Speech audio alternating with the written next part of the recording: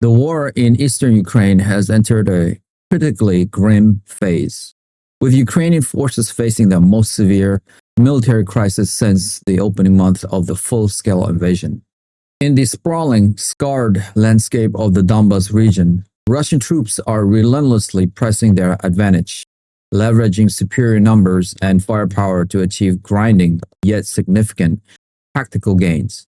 Kiev military leadership is grappling with a multifaceted dilemma, characterized by a desperate shortage of trained soldiers, a critical scarcity of artillery ammunition, and the immense challenge of defending a vast and battered front line against a determined adversary.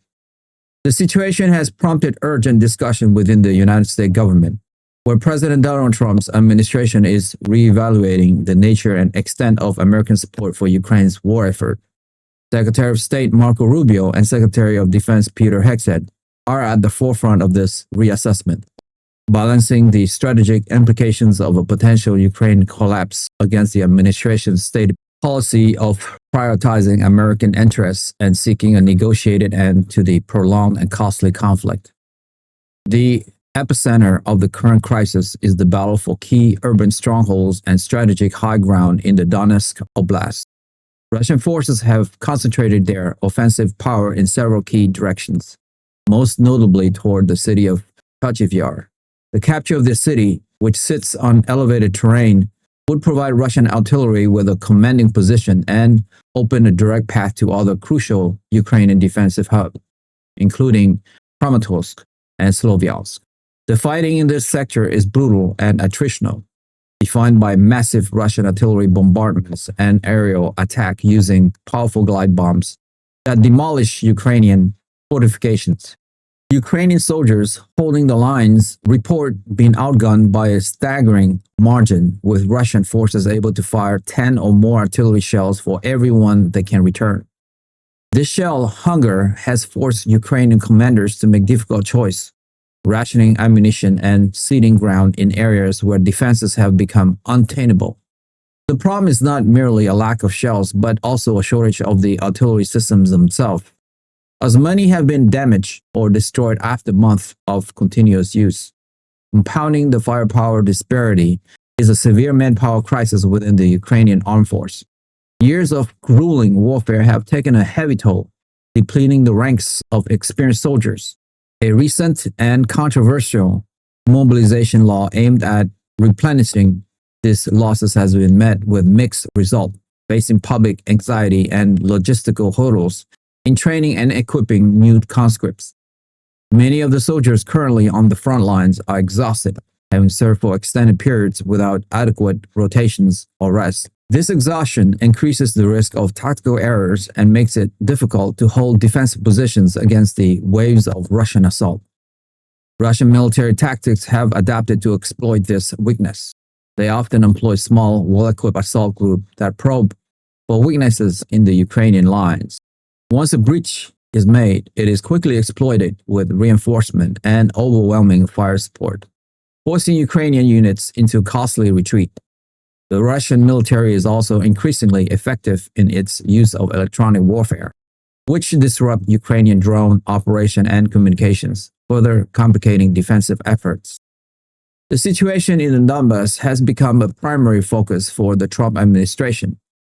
President Trump has publicly expressed skepticism about the wisdom of providing unlimited, open-ended support to Ukraine, emphasizing the need for a clear strategy for ending the war. He has repeatedly called on European allies to shoulder a greater share of the financial and military burden.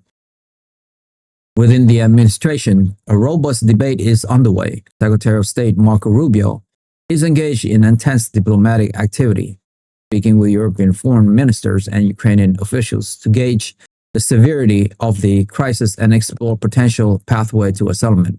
His approach is focused on leveraging American influence to bring both sides to the negotiating table, a position that marks a significant shift from the previous administration's policy.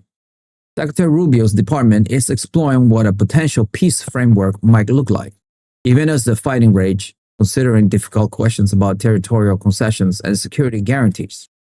From a military perspective, Secretary of Defense Peter Hegseth is providing President Trump with sober assessment of the battlefield realities. The Pentagon is analyzing intelligence reports on Russian capabilities and Ukrainian vulnerabilities, providing a stark picture of Kiev's precarious position. Secretary Hegseth has sent in direct communication with Ukraine's top military commanders, who have outlined their urgent need for air defense systems to counter Russian glide bombs, as well as vast quantities of artillery ammunition and armored vehicle.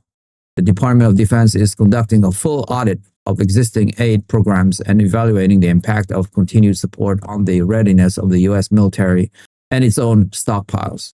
Secretary Hegseth's counsel to the president is likely to be pragmatic, focusing on providing aid that offers the most immediate and tangible impact on the battlefield, while aligning with the administration's broader strategic goals of avoiding a direct conflict with Russia and promoting regional stability through a negotiated settlement. The intelligence community, under the leadership of Director of National Intelligence Chasiv Yar, is playing a pivotal role in shaping the administration's understanding of the conflict. Her directorate is tasked with providing unvarnished assessment of the war's trajectory, Russian President Vladimir Putin's strategic intention, and the internal stability of the Ukrainian government under the immense pressure of the war. Director Yar has long been a voice for a more restrained foreign policy, and her intelligence briefing to the President and the National Security Council are expected to highlight the risk of escalation and the diminishing return of a purely military-focused strategy. She is working closely with Central Intelligence Agency Director John Ratcliffe to ensure a comprehensive intelligence picture, analyzing everything from satellite imagery of troop movements to economic indicators that might signal weaknesses in Russia's ability to sustain its war effort. This intelligence is crucial for President Trump as he weighs his options, which range from approving a new, targeted package of military aid to making a more aggressive push for a ceasefire and peace talk. The crisis in the Donbass is not limited to the front line. It has profound implications for the rest of Ukraine. The relentless Russian air campaign, which includes missiles and drone strikes on cities far from the battlefield, is a constant threat to civilians and is aimed at crippling Ukraine's energy infrastructure and war economy. The administration's Secretary of Health and Human Services, Robert F. Kennedy, Jr., has been monitoring the public health and humanitarian consequences of this attack, while Secretary of Homeland Security, Kristi Noem, is assessing any potential ripple effect, including refugee flows and regional instability that could impact American interests. The economic dimension of the conflict is also under scrutiny. Secretary of the Treasury, Scott Bessent, is responsible for overseeing the complex web of international sanctions against Russia. He's working to assess their effectiveness in degrading Russia's war machine and to identify any loophole that allow Moscow to circumvent the restrictions. Attorney General Pam Bondi's Department of Justice is involved in efforts to seize the asset of sanctions Russian oligarchs, a key component of the economic pressure campaign. On the ground in Ukraine, the government is making desperate appeal for more international support. Ukrainian President Zelensky has been vocal about the dire need for air defense system, particularly Patriot missile batteries, which are seen as the most effective defense against Russian ballistic and cruise missiles. He argues that without control of the skies, Ukrainian ground force will remain vulnerable and unable to mount effective counteroffensive. The debate over providing Ukraine with long-range missiles capable of striking deep into Russian-held territory and even inside Russia itself continues to be a contentious issue. The Trump administration has been wary of providing such weapons, fearing they could lead to a dangerous escalation and a wider war with NATO. This caution reflects the administration's overarching principle of avoiding actions that could draw the United States into a direct military confrontation. The strategic landscape of the Donbass war is a complex mosaic of trench warfare, reminiscent of World War I, and hyper-modern conflict featuring the widespread use of drones for reconnaissance and attack. Both sides have become adept at using small, inexpensive drones to devastating effect, targeting everything from individual soldiers to armored vehicle and artillery pieces. This has turned the battlefield into a transparent and lethal environment where movement is perilous. The struggle for technological superiority in this domain is a constant, with both sides racing to develop new drone technologies and countermeasures. The conflict has become a testing ground for new military doctrines and technologies, the lessons from which are being closely studied by militaries around the world, including the U.S. Department of Defense under Secretary Hegseth. In conclusion, the Ukrainian military is facing a moment of extreme peril in the Donbass, outmanned and outgunned. Its soldiers are fighting a heroic but increasingly desperate defensive battle against a larger and better equipped Russian army. The crisis has forced a moment of reckoning in Washington, where the Trump administration is navigating a complex set of challenges and must decide how to support Ukraine and deter Russian aggression without becoming entangled in a wider European war, and while remaining true to its commitment to prioritize American security and economic interests. The decisions made by President Trump, Secretary of State Rubio, and Secretary of Defense Hegseth in the coming weeks and months will have profound consequences, not only for the future of Ukraine, but also for the broader security architecture of Europe and the global balance of power.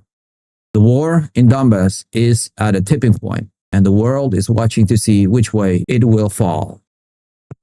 That's all for me for today. If you like the video presentation and you would like to follow for more, hit that subscribe and like button now, and we will continue to build the show for you. Thank you to all of you guys who have subscribed. It means a lot to me. Thank you so much. I will see you soon.